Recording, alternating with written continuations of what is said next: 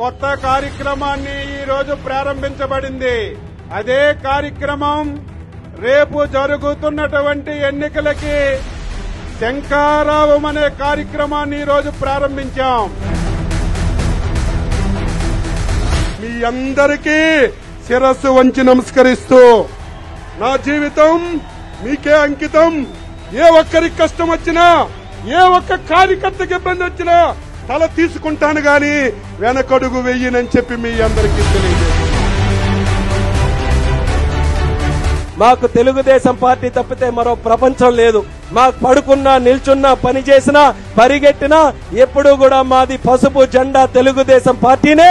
ఆ తెలుగుదేశం పార్టీ రెపరెపలాడుతూ ఈ యొక్క రాష్ట్రంలో ముందుకు నడవాలనే ఆలోచనతో నిరంతరం కూడా కృషి చేసేటటువంటి తెలుగుదేశం పార్టీని నమ్మే కుటుంబం మాది.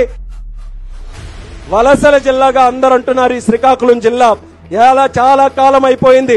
అది మంచిగా అంటున్నారు, చెడుకు అంటున్నారు, కానీ ఆ పేరు మాత్రం మరి ఇంకా మనం పడలేము.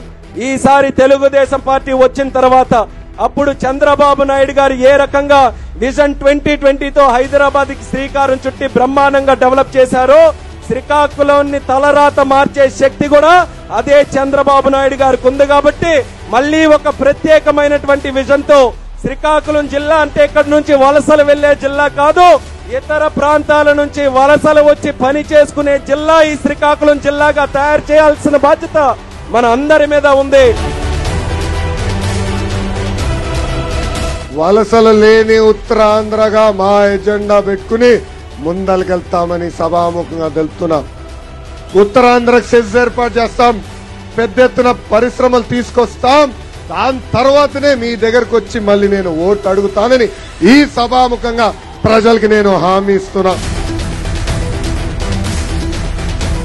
బాబు గారికి ఇప్పటికీ చాలా స్పష్టంగా చెప్పా, రేపు అధికారులకు వచ్చిన తర్వాత నాకు పదవులు అవసరం లేదు, కానీ నేను ఈ పుస్తకంలో రాసిన పేర్లు మటుకు సెటిల్ చేసుకోవాల్సిన బాధ్యత ఉందని ఆయనకి నేను చెప్తాను జరిగింది.